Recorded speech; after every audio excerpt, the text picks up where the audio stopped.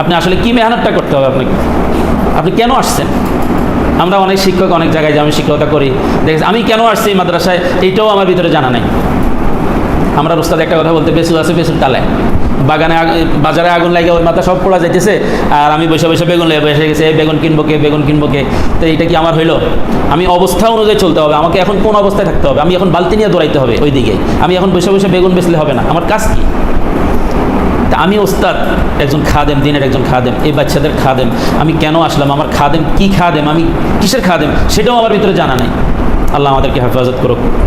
এই বিষয়গুলো আমরা একটু বেশি করে খেয়াল করবো, বা একটু এহসাস নিজের ভিতরে যদি আসে, এই বাচ্চাগুলো আমার কাছে আমানত, এই বাচ্চাগুলো আমার থেকে কী শিখবে। আমরা এখনও হাজার হাজার ওস্তাদ আছে যারা এতটুকু ব্যাস বুঝছে যে আমার ওস্তাদ ডেস্ক একটা লইয়া বসে পড়াইছে, আমাকেও মাদ্রাসালারা ডেস্ক একটা নিয়ে বানাই দিছে, এরপরে আমাকে বসাই দিছে, বাস আমি ডেস্ক নিয়ে পড়াইতেছি, এই পড়া বাস এতটুকুই বুঝি। বাকি এখানে অনেক কিছু আছে, অনেক কিছু আছে। একটা বাচ্চাকে পরিচালনার ক্ষেত্রে, একটা পরিবেশ পরিচালনার ক্ষেত্রে আমাকে অনেক কিছু জানতে হবে। অনেকে আগ্রহ করে না যে আমাকে ভবিষ্যতে কিছু বলতে হবে, যে আমি ভবিষ্যতে একজন বড় ওস্তাদ হব। এই লাইনে আছে, আমি ব্যবসার লাইনে আছি, আমি ভবিষ্যতে একজন বড় ব্যবসায়ী হব। তারপরে আমি এই কী কয় অফিস আদালত নিয়ে আসি, আমাকে সেখানে একটা বড় বস হইতে হবে ভবিষ্যতে। তো আমার সবসময় যদি আমার এই বিষয়টা আমার ভিতরে কল্পনা থাকে, তাইলে আর আমার মোবাইল টিপাও আসে না, তাইলে আর আমার অলসতা আসে না, আমার ঘুম আসে না ক্লাসে বসে। আমরা ফিকির করবো ইনশাল্লাহ, মেহনত করবো, ফিকির করবো। মানুষের বাচ্চাগুলো আমাদের কাছে আমানত, আমানতের খেয়ানত আপনার যদি করেন, আল্লাহর কাছে জবাব দিতে হবে। কিছু করার নাই, আপনাকে আল্লাহর কাছে জবাব দিতেই হবে। বাচ্চাটা কী পড়লো, কী পাইলো, বাচ্চাটা যে আসলো কোরবানের আগে আসলো, রমজানের পরবর্তী হলো, কোরবান পর্যন্ত এই বাচ্চাটাকে আমি কী দিয়ে বাড়িতে পাঠাইলাম। সেই যে আমার কাছে আসলো, বাবার বাড়িতে আসছে, রুহানি বাবার বাড়িতে আসলো, এই বাচ্চাটা যে বাড়িতে যাবে কী নিয়ে যাবে, বাচ্চাটাকে আমি কী দিব, কী দিলাম। এই বিষয়টা যখন একজন ওস্তাদের ভিতরে কাজ করবে, তখন ওস্তাদের মাথায় অবশ্যই কষ্ট লাগবে যে আমি তো কিছুই দিতে পারিনি, বাচ্চাটাকে আমি কী দিলাম। তাইলে যে আপনার ভিতরে আসবে, কখন সুযোগ পাই, আসরের পরে সুযোগ পাইছে, এই বাচ্চারা সবাই আসো, নিজে নিজে বাচ্চারা সবাই আসো, বসো, নাই দেখি একটা দোয়া শিখো তো, কোরবানির দোয়াটা কে পারে, জানাজার দোয়াটা কে পারে।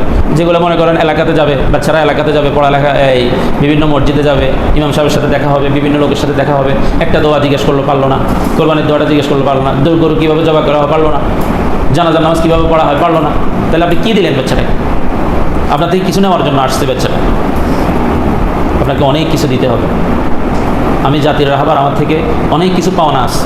আপনি যেহেতু ওস্তাদ হিসাবে, আপনাকে আল্লাহ পাক ওস্তাদের চেয়ারে যখন বসাইছে, আপনাকে অনেক কিছু চিন্তা করতে হবে, অনেক মানসিকতা নিয়ে আপনাকে চলতে হবে।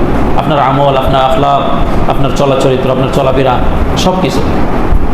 আপনি টুপিটা কীভাবে পরছেন, লুঙ্গিটা কীভাবে পরছেন, আপনার সর্বকিছু বাচ্চারা ফলো করবে। অনেক সময় দেখেন আপনি একটা ছোটো বাচ্চা ভাষা নিয়ে নামাজে দাঁড়াইছেন, তখন বাচ্চারা নামাজ পড়ে কিন্তু আপনার দিকে চায়, নামাজ পড়তেছে কিন্তু আপনার দিকে চায়, আপনি কি উঠতেছেন পড়তেছেন। আরে খোদ এইটা না, ঈদের নামাজে দাঁড়াইছি, কতজন আমার পাশে দাঁড়াইছে, সবাই এমনি চায়, এমনি চায়। কি ইমাম সাহেব কি হাত উঠাইলো নাকি হাত নামাইলো, কোন দিক করবে এইটাও বুঝেন। অথচ ইমাম সাহেব বইলা দিচ্ছে যে প্রথম তকবীরে এই হাত বাঁধবেন, সানা পড়ার পরে দ্বিতীয় তকবীরে হাত ছেড়ে দেবেন, তৃতীয় তকবীরে হাত ছেড়ে দেবেন, এরপরে এই তৃতীয় তকবীরে যাবার হাত বাঁধে ফেলাবেন। এই জিনিসটাও সে খেয়াল করেনি, আসছে নামাজ পড়তে আসছে পারছে, এখন নামাজে দাঁড়িয়ে দাঁড়িয়ে এভাবে চাইতেছে। ঠিক আপনার পাশেও একটা বাচ্চা দাঁড়ায় এভাবে অনুভব করতেছে। তদ্রূপ মাদ্রাসায় যখন আসছেন, তখন একটা উস্তাদ, আপনি একজন উস্তাদের শিক্ষক। উস্তাদ বহুত বড় দামি জিনিস, বহুত বড় ব্যক্তি। একটা ছাত্রের জন্য একটা উস্তাদ বহুত বড় ব্যক্তি। মা বাবা যদি পারতো তাইলে বাড়িতেই রেখে দিত, মা বাবা পারে না বিদায় আপনার কাছে দিয়ে গেছে। আপনি কী করতেছেন, কী শিখিয়েছেন বাচ্চা, কী পারবে বাচ্চা আপনার থেকে? এই কারণে আমরা সবসময় খেয়াল করব যে ওরা আমাদের থেকে কী পাওনা, আমরা যেহেতু দিতে আসছি, ওরা আমাদের থেকে কী পাওনা আছে, আমার পাওনাটা আমি তাকে বুঝাই দিই। আমার পাওনাটা যদি আমি তাকে বুঝাই দিই, আলহামদুলিল্লাহ, আল্লাহর কাছে আমরা ধরা খাবো না। এই কারণে একটু মেহনত করেন, একটু মেহনত করেন, বাচ্চাদেরকে নিয়ে মেহনত করেন, ফিকির করেন।